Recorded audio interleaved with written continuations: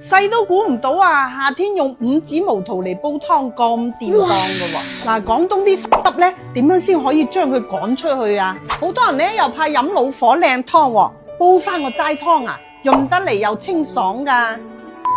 到初一十五啊，我哋啲師兄咧都中意煲翻個齋湯㗎喎。嗱，齋湯想佢好味咧，一定要放啲生腰果落去㗎。佢含有豐富嘅堅果油同埋不飽和脂肪酸。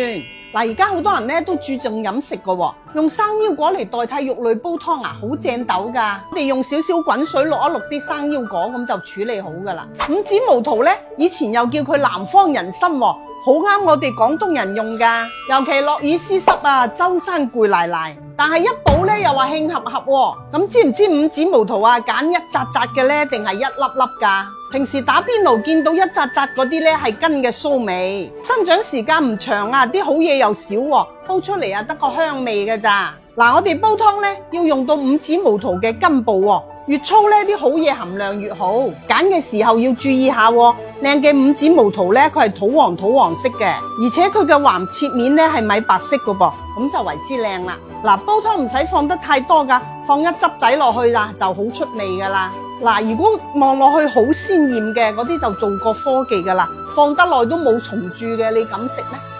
喺廣東嘅雨季煲湯咧，唔少得就係呢個赤小豆同埋薏米啦。嗱，如果屋企有大肚婆嘅咧，咁就唔好放薏米啦。再準備啲南瓜、淮山、陳皮同埋椰棗，咁樣煲起上嚟啖湯咧就好清甜㗎啦。水滾啊，我哋將所有材料擺晒落去，大火煲開轉文火45分鐘就搞掂啦。湯就煲好啦，放啲鹽落去啊，咁啊調出啲味更加甜噶。如果你得閒冇事做呢，就將啲生腰果打成豆漿咁樣擺落去，個湯更加濃郁噶。哇，飲落去啊，有好清甜嘅南瓜味，仲有五指毛桃帶出嚟嘅椰香味啊，係咪好正呢？哇，正到！我停落嚟啊！飲多2碗啦。好。不過要留翻俾你啲仔啊。好啦。特別係廣東嘅雨水天呢，周圍都濕立立。